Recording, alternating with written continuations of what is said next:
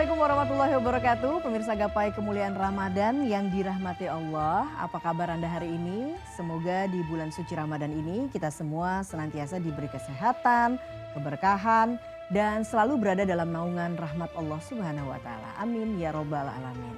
Alhamdulillah, senang sekali saya Eva Yunizar dapat kembali hadir menemani Anda dalam program kesayangan kita Gapai Kemuliaan Ramadan.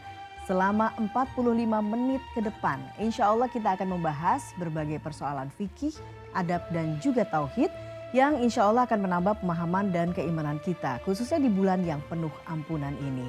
Dan seperti biasa, saya tidak sendiri.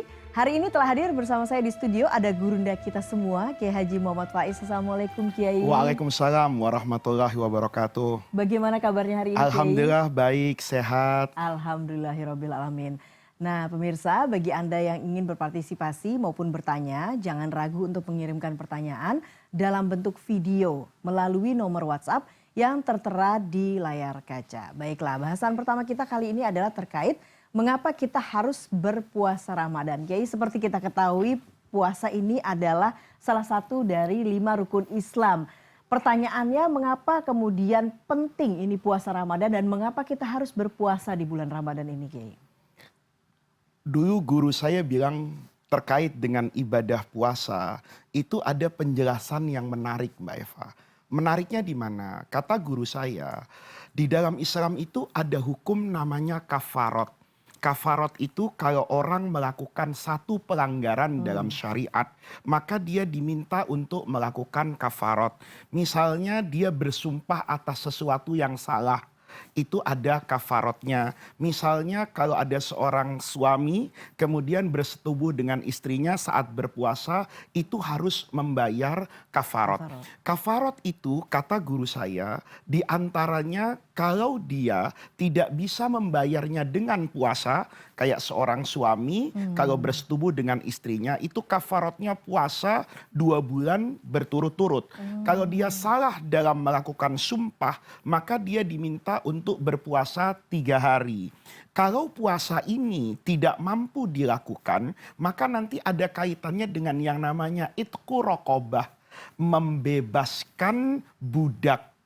Guru saya dulu memberi jawaban terkait dengan pertanyaan mengapa kita harus berpuasa. Karena puasa itu sejatinya akan mengajarkan kepada kita kemerdekaan. Menjadi hamba yang merdeka. Manusia ini diciptakan oleh Allah seperti di dalam Al-Quran. Itu zuyyina linnasi hubbus syahawat. Semua orang itu mencintai syahwatnya. Siapa di antara kita yang tidak ingin kaya? Siapa di antara kita tidak ingin punya rumah yang megah, kendaraan yang mewah, istri atau pasangan yang cantik dan tampan. Semuanya itu menjadi satu kesatuan yang ada di dalam diri manusia.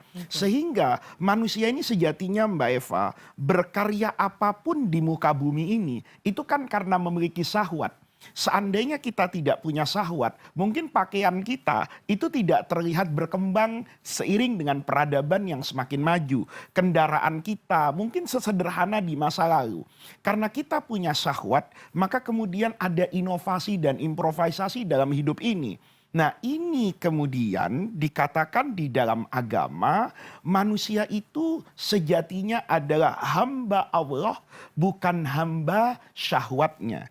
Puasa itu mengajarkan kepada kita kemerdekaan hamba dari syahwatnya menuju ketundukan kepada Allah. Saya punya kebiasaan misalnya, ketundukan saya kalau di pagi hari, minum kopi, sarapan. Nanti kalau siang hari diterik matahari yang panas, saya pasti cari minuman yang dingin.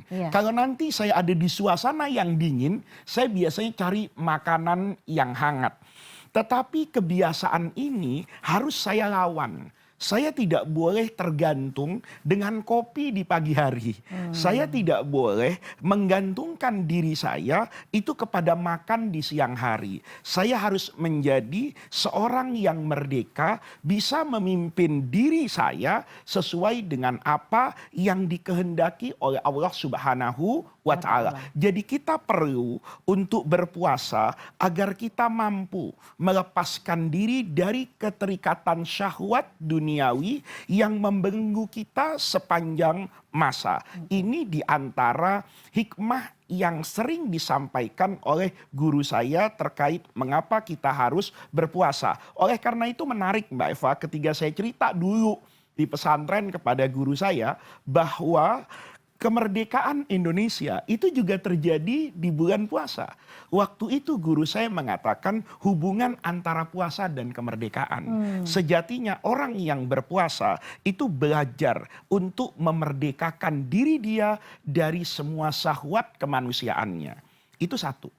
Yang kedua, guru saya itu ada guru yang lain nih. Alhamdulillah kita ini dididik untuk belajar kepada guru. Guru saya bilang, yang satunya lagi, bahwa puasa itu mengajarkan kita tentang spasi dalam kehidupan. Tulisan itu akan bisa dipahami secara benar kalau ada spasinya. Betul. Kalau kita menulis ya kata apapun kita rangkai jadi satu. Rasanya kita tidak mungkin bisa membaca. Ketika kita kemudian di bulan Ramadan selama 1 bulan itu melakukan aktivitas di luar kebiasaan yang 11 bulan. Biasanya waktu subuh kita sekedar sholat. Ini sebelum subuh disuruh makan. Yang biasanya kita tidak makan. Kebiasaan kita kalau siang itu makan. Kebiasaan ini dirubah di bulan Ramadan. Makannya tidak boleh di siang hari. Nanti uniknya Mbak Eva, setelah makan kita biasanya lemes kan. Tetapi nanti ada tuntunan ibadah yang namanya sholat taraweh. Oleh karena itu kata guru saya, Ramadan itu seperti spasi dalam tulisan. Kita akan bisa membaca kehidupan ini kalau bacaan itu ada spasinya. Ada jeda masa yang membedakan kita dengan sebelumnya dan setelahnya. Inilah sebenarnya para pemirsa fungsi dari ibadah Ramadan kata guru saya, memberi jeda masa, spasi dalam kehidupan orang untuk melakukan muhasabah.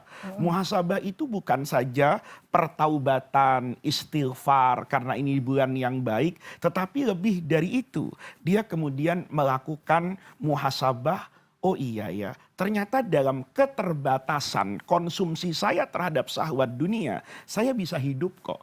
Saya bisa hidup, saya bisa berkarya tanpa harus berpikir sarapan pagi. Saya bisa hidup sejahtera sebagai manusia tanpa harus menuntaskan syahwat saya dalam kaitan hubungan suami istri. Dan itu bisa kita lakukan dengan baik di bulan Ramadan. Itu diantara hikmah mengapa Allah mensyariatkan puasa di bulan Ramadan. Oke, kalau kita kemudian merasa merdeka berarti kita sudah mendapatkan hikmah berpuasa di bulan Ramadan ya Kiai. Nah, menyambung pertanyaan tadi Kiai, mengapa harus bulan Ramadan gitu ya. Bagaimana sebetulnya muasalnya diwajibkannya berpuasa ini Kiai, bagaimana sejarahnya? Puasa para pemirsa seperti syariat Islam lainnya itu diwajibkan kepada umat Islam, disyariatkan oleh Nabi, itu yang dalam konsep fikih namanya pakai at-tadarruju fit tasyri', tahapan dalam menurunkan syariat. Syariat ini kan kita tahu dibawa oleh Rasulullah itu lebih dari 22 tahun. Sholat misalnya, sholat 5 waktu itu pada asal muasalnya kan tidak 5 waktu seperti yang kita lihat hari ini. Bilangan rokaatnya pun tidak ada yang 4 rokaat. Dulu awwalu ma furidos sholat, furidotis sholat itu hanya 2 rokaat. Dikerjakan di pagi hari atau dikerjakan di sore hari atau malam hari, selama dia sudah melakukan sholat 2 rokaat, dia sudah dianggap sholat. Nah, sama dengan puasa. Puasa ini diwajibkan sebagai kewajiban itu tahun kedua Hijriyah. Kalau Rasulullah hampir 13 tahun di Mekah, ditambah 2 tahun di Madinah, berarti puasa ini diwajibkan oleh Rasulullah itu setelah 15 tahun berdakwah. Jadi sebelum itu, puasa kata ulama itu hanya pada bilangan tertentu. Misalnya, ada ulama yang berpandangan bahwa puasa itu cukup sehari semalam saja. Ya, ini nanti saya jelaskan kenapa ada malam. Sehari dan semalam saja itu sepanjang tahun. Dia sudah dikatakan puasa. Kemudian ada yang mengatakan Nabi pernah mengajarkan puasa ayyamul bid itu. 3 hari di bulan Hijriyah. Kemudian yang masyhur dari riwayat ini, Nabi menganjurkan puasa secara jelas itu puasa Asyura, Mbak Eva. Tanggal 10 Muharram. Masyarakat Arab jahiliyah sebelum Islam itu juga biasa melakukan puasa di 10 Muharram. Nanti begitu Rasulullah pertama kali sampai di Madinah, itu mendapati Yahudi yang ada di kota Madinah itu berpuasa di tanggal 10 Muharram karena alasan mereka mengenang selamatnya Nabi Musa dari kejaran Firaun. Maka kemudian Nabi Muhammad ini dengan lisannya pertama kali. Fa'amarul muslimina bisyamihi. Nabi memerintahkan kaum muslimin untuk berpuasa. Maka yang masyhur dari pandangan ulama, puasa yang disyariatkan pertama kali itu puasa Asyura. Ada ulama yang mengatakan ini hukumnya wajib karena kata-kata fa'amaro. Ada yang mengatakan bahwa ini seperti puasa selain Ramadan hanya dianjurkan oleh Rasulullah. Sampai nanti turun ayat Quran kutiba alaikumusiyam di surah Al-Baqarah itu nanti rangkaiannya dikatakan itu di tahun kedua Hijriyah itu wajib puasa pertama kali. Tetapi bentuknya untuk yang kedua nanti kita akan lanjutkan baik. Setelah jeda berikut ini. Jangan kemana-mana, gapai kemuliaan Ramadan akan segera kembali sesaat lagi.